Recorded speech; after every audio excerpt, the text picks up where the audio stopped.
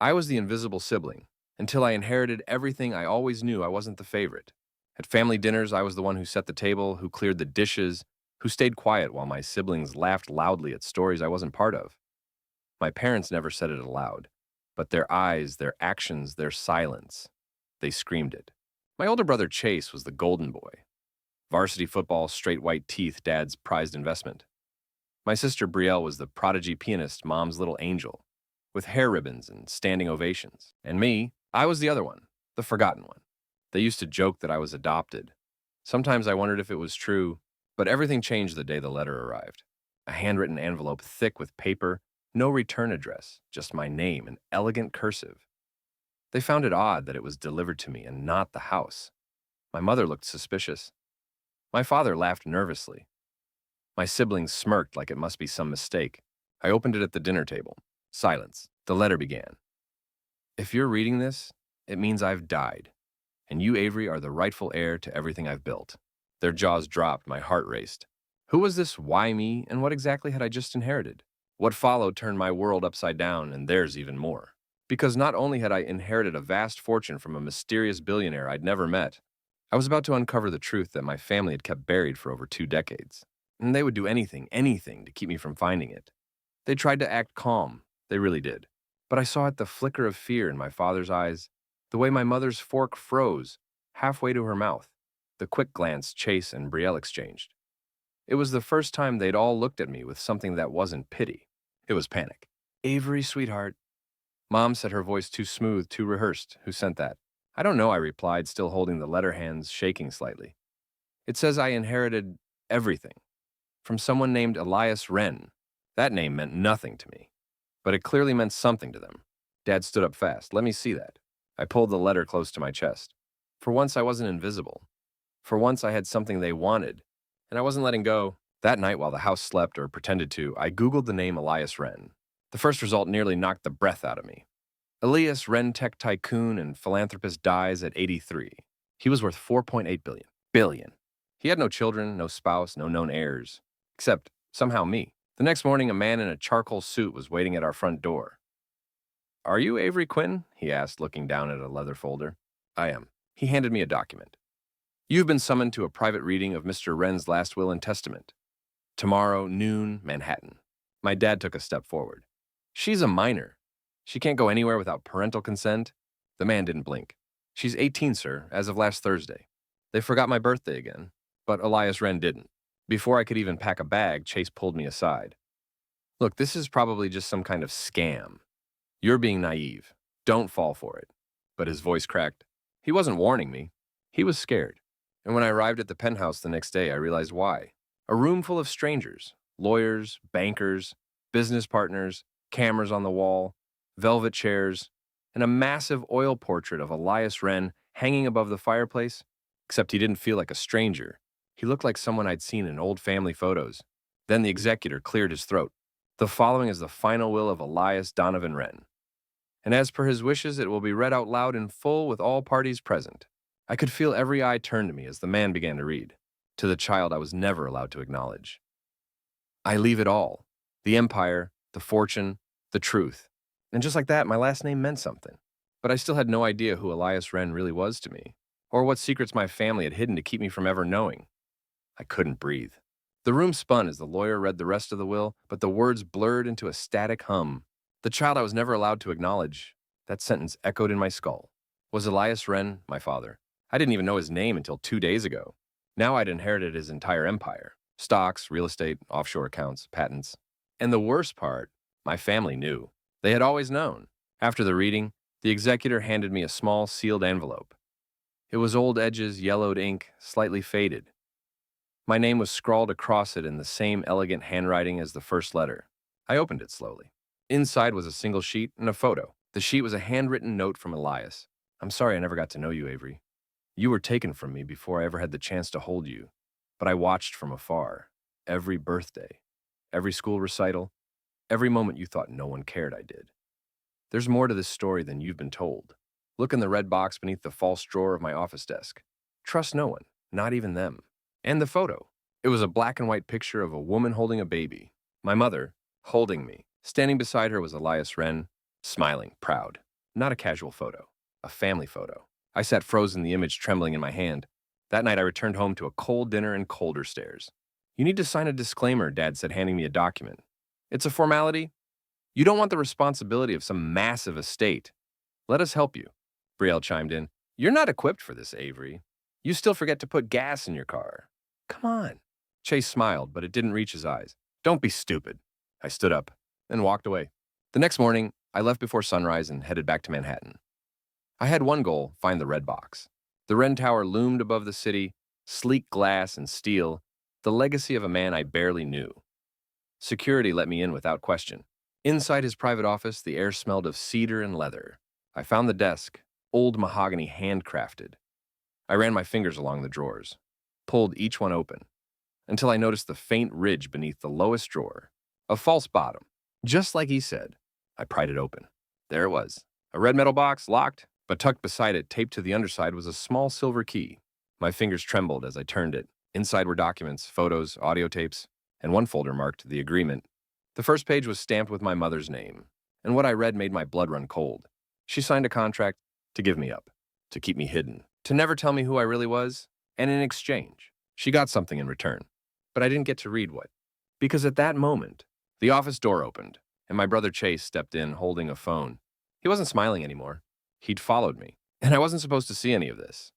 The door clicked shut behind him. Chase's expression was unreadable, somewhere between furious and scared. He held his phone low at his side. It was recording. What are you doing here? I asked, slipping the red box closed with my elbow. He glanced around the office, then at the box in my lap. Is that what I think it is? I stood up slowly. Why are you following me? He didn't answer. Just walked over to the desk, dragging his hand across the leather blotter, like he owned the place. Like he was trying to remind me that in his world, I didn't belong here. You really think this changes anything? He said quietly. You think some dead man's name is going to turn you into royalty overnight? No, I replied, voice steady. But it changes everything for you, doesn't it? He laughed short, sharp, bitter. Dad's losing his mind. Mom's been crying in the laundry room for 2 days. You've got them both wrapped around your finger now, playing victim like you haven't always been a parasite in our house. My stomach twisted, but I didn't flinch. I saw the photo, I said, of Mom. With Elias, with me, you all knew. Chase's eyes narrowed. You think you're the first one to find that picture? That stopped me. He stepped closer. Dad found it years ago. So did Brielle. But they decided it was better to keep the family intact. So they burned the rest, destroyed the letters, hid anything that linked you to Elias. My hands clenched into fists. Why? Chase leaned in, lowering his voice to a hiss. Because he promised Mom a life she didn't want to give up. All she had to do was pretend you weren't his.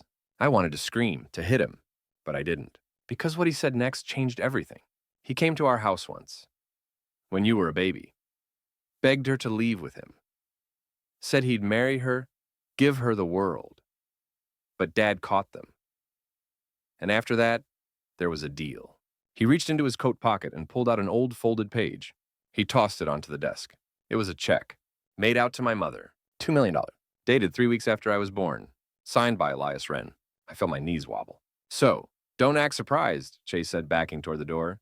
Don't pretend you're the innocent one. You were the price, and we all paid it. He left me standing there, alone, shaking, with a red box full of secrets, and a truth I couldn't unlearn. But there was still one question that haunted me. Why now? Why had Elias waited until his death to give me everything? And what else had my family buried before I even knew what to look for? I didn't go home that night. Instead, I stayed in the Wren Tower guest suite, lavish, cold, and 10 times bigger than my old bedroom. But I couldn't sleep. The red box sat open on the marble desk beside me, its contents like puzzle pieces that didn't quite fit. Photos of Elias standing outside schools, parks, even our old church, always at a distance, always watching. He hadn't just left me a fortune. He'd left me a trail. The next morning, I returned to the office and started digging. There were more tapes in the box, old cassette recordings labeled with dates 1993, 2001, 2007. I found a player in the archive room and pressed play on the first one. His voice crackled through the speaker deep and steady. Day 12. I saw her again today. She didn't look at me, but I know she saw me. She's scared. Or pretending to be. I won't push. But Avery deserves the truth. One day she'll need to know. I listened to 5 tapes that morning. And each one peeled back another layer. Elias had tried over and over to be part of my life. He sent gifts my mother never gave me, letters she never delivered. He visited my school once during a science fair. I remembered a man in a gray coat who watched from the back of the auditorium and left before the awards were announced. I'd forgotten about him until now. It was him. I was never invisible to him, but someone had made sure I felt that way. I stared at the agreement again, the one signed by my mother. There was a second signature, not Dad's, not Elias's. A third party, Margot Delane. I didn't recognize the name until I searched the Wren Corporation's board directory. She was the company's attorney for 30 years. Still active, still alive. I called her office. She wasn't taking visitors, so I went anyway. The receptionist stalled me. Ms. Delane is in a meeting. I'll wait, I said. I waited 4 hours. She never came out. But as I turned to leave, someone tapped my shoulder. It was her assistant, a young man with nervous eyes. She told me to give you this, he whispered, slipping me a manila folder, and to tell you, she's sorry. I opened it in the elevator. Inside were more letters, originals, Elias's handwriting, dozens of them. One written the week before my first birthday. I sent her a necklace gold with a tiny opal, my birthstone. I don't know if she gave it to Avery. I hope one day she finds it. My throat tightened. I remembered that necklace. I found it in Mom's jewelry box when I was 7. She told me it was hers. She lied. Everything I thought I knew about my life, about my parents, my home, my worth was built on a lie. But now I had the proof, and I was ready to burn down the whole facade. I returned to our family house that evening. My mother opened the door. She looked at the folder in my hand, then at my face. She didn't even try to fake a smile. She knew what I knew. "Where's Dad?" I asked. She stepped aside. "You should come in." The living room was quiet. My father sat stiffly on the couch. Chase and Brielle stood nearby, watching me like I was a bomb about to go off. Good. I sat down across from them and said 7 words that split the air like a blade. "I know what you did to me." And my mother, she didn't deny it. She only whispered, "You weren't supposed to find out." The silence that followed her words was louder than any scream. I felt it in my bones, the years of lies, the manipulation, the stolen moments that could have been mine. "You weren't supposed to find out." She said it like it was some tragic accident, like the truth was a disease I'd caught. My father stood arms crossed, jaw clenched. "It was complicated, Avery. You wouldn't understand." "No," I said sharply, "I understand perfectly." I threw the manila folder under the coffee table. Pages fanned out, letters, photos, and that single damning agreement with her signature. Brielle looked down at it and paled. Chase looked away. "Do you have any idea what you took from me?" I said. My voice shook, but I didn't stop. "You robbed me of my identity, my father, my chance to know who I am. And for what money comfort image?" My mother sat down slowly, like her legs couldn't hold her anymore. I was scared, she whispered. "Your father, Elias, he was powerful. He wanted to take you away from me. He threatened to go public." "But he didn't," I said. "He never did. He watched from the shadows like a ghost in my life because you made a deal." "You think he was a saint," my father snapped. "He wanted custody. He wanted to drag you into his world and leave us with nothing. We protected you." I laughed bitterly. "Protected me by erasing me." Chase finally spoke. "We were just kids, Avery. You think it didn't mess us up too? You got birthday parties, you got attention, you got love," I fired back. I got silence, I got ignored. Then Brielle, quiet until now, stepped forward. "You weren't supposed to matter." The room froze. "What did you say?" I asked. She blinked, then said it again, this time softer. "You weren't supposed to matter. That's what they always said. That you were just the mistake they had to keep." My vision went white around the edges. For a second, I thought I might pass out, but I didn't. Instead, I stood calm. Dead calm. "Well," I said, "that mistake just inherited everything." I turned to leave. "You'll regret this," my father said behind me. "That money will destroy you. That name will eat you alive." I paused at the doorway. "I'm not scared of the truth," I said, "but you are." And as I walked out of that house for the last time, I didn't cry. I didn't look back. But I knew deep in my gut this wasn't over. Because there was still one thing missing from Elias's files. One name, one signature, one final secret. That would change everything again. I didn't sleep that night. I sat in the Wren Towers library, curled up in a leather chair, beneath a giant oil painting of Elias, the man I should have called father. Every flicker of candlelight across his eyes made him feel alive, watching me, waiting. But for what? The red box had given me nearly everything except for one thing. The missing witness. The agreement between Elias and my mother required a third party, a neutral legal witness to sign off. The signature was blurred, rushed, but the name was there. C.D. Whitmore. Not a lawyer, not a family member, someone unknown, until I found a scribbled note in one of Elias's journals. Just a first name, Callie. It meant nothing to me until I saw the address written beside it. Rural Vermont. The next morning, I was on a train north. The estate lawyers tried to stop me, warned me about security concerns about my public visibility now that the press was circling. But I didn't care. I needed answers. Not just for me, but for the little girl. I used to be the one who sat at birthday parties blowing out candles with no one watching. When I arrived, the house was small, weathered, hidden behind a row of pine trees. I knocked. A woman answered, mid-60s, gray streaks in her hair, piercing eyes like she could see straight through me. "You're her," she said. "Avery." I nodded. "You're Callie Whitmore." She sighed and opened the door. "Come in. You look cold." Her house was quiet, filled with books and plants and an old fireplace crackling in the corner. "I was the notary on that agreement," she said without waiting for small talk. I didn't want to sign it. I begged Elias not to do it. But he said it was the only way to keep you safe. Safe from what I asked. She paused. "Not what? Who?" Callie reached into a drawer and pulled out an old cassette tape labeled simply July 12, 2006, final meeting. "He left this with me. Said it wasn't to be played unless you came looking for the truth." I stared at the tape. My hands shook as I pressed play. Elias's voice crackled through the tiny speaker. "If you're hearing this, Avery, then I'm gone. And that means they finally succeeded. Maybe not in the way they wanted, but they won't silence me forever." He sounded older, tired. "Your mother made her choice. But there's more you need to know. There were threats made. Not just to her, but to you. I was warned. If I took you, they would hurt you. I couldn't risk it. I thought by keeping my distance, you'd be safe." He paused, then said something that made my heart freeze. "But it wasn't just your parents. There was someone else pulling the strings. Someone in my own company. Someone I trusted." The tape cut off. Dead silence. I looked at Callie. "Do you know who he meant?" I asked. She didn't speak. She just stood, slowly walked to a locked filing cabinet, and pulled out a file folder. Inside was a name, a photo. Margot Delane, the same woman who gave me the letters. The one who'd said she was sorry. She was the threat. She had orchestrated the silence, covered up the truth, controlled both sides. But why? Callie handed me one last sheet. A list of financial transfers. Every year since my birth, Elias had made payments. But not just to my mother. To Margot. Millions. And the memo line for silence. This wasn't just a betrayal. It was a conspiracy. And Margot Delane was still sitting at the top of the empire I now owned. I closed the file and whispered she's going to pay. The storm inside me had finally found its target. Margot Delane. She wasn't just a lawyer.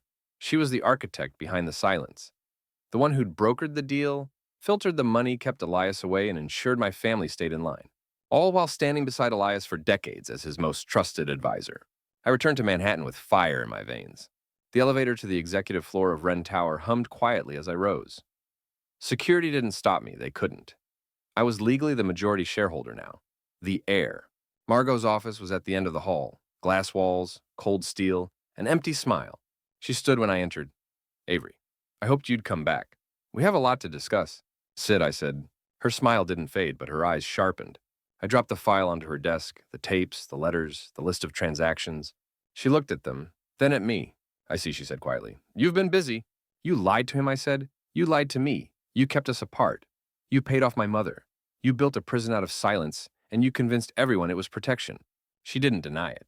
She walked around the desk, slowly folded her hands.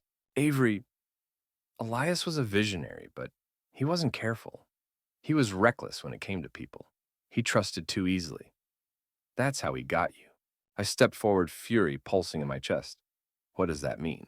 She held my gaze. "You were a vulnerability. You made him human, soft.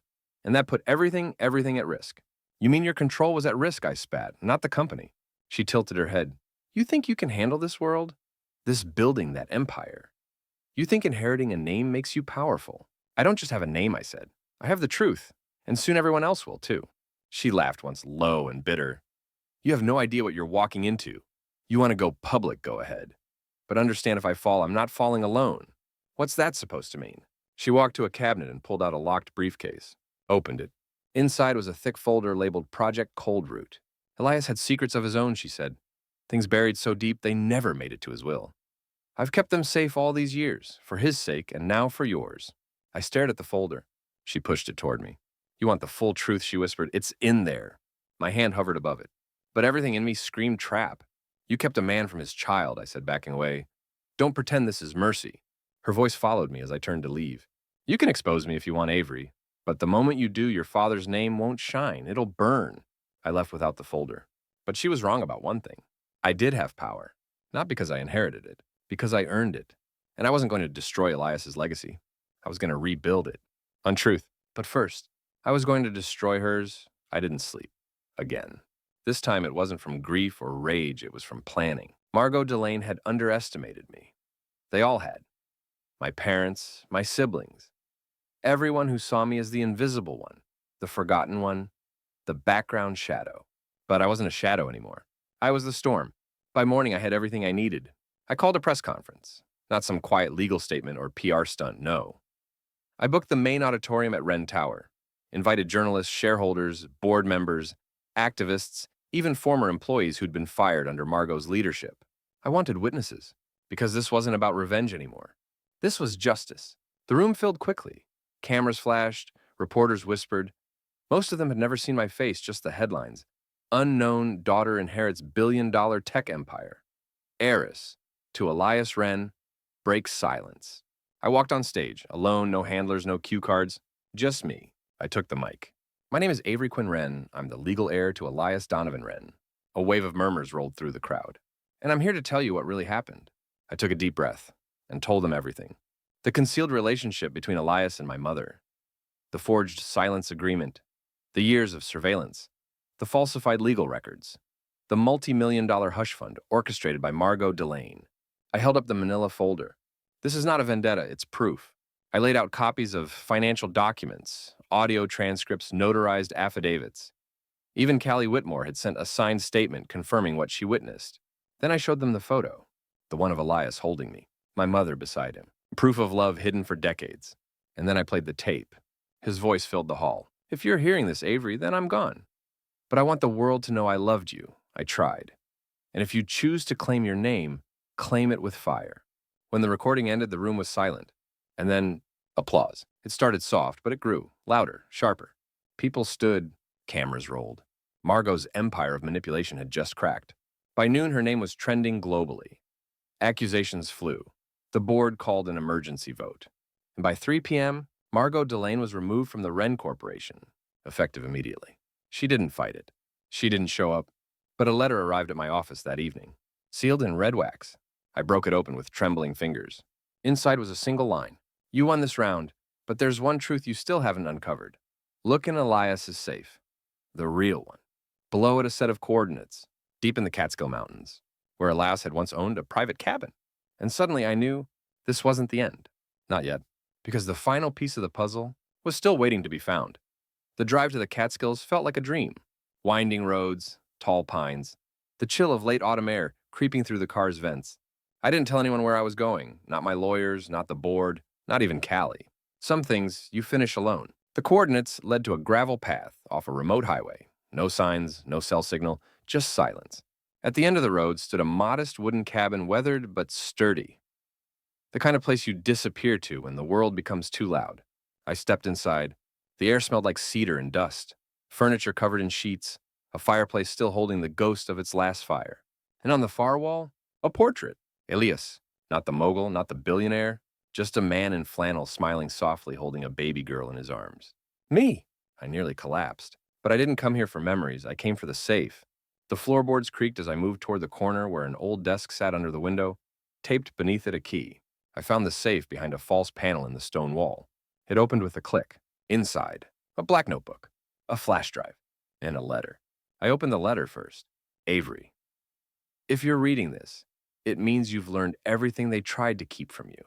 And yet, there is one truth I never had the courage to say aloud. I didn't just lose you, I lost your mother too, but not the way you think. She didn't betray me. She protected you. From Margot. From me. I stopped, my heart slammed against my ribs. When Margot realized I intended to give you everything, she made threats, blackmail, fabricated scandals. She said she'd ruin the company unless I erased you from my legacy.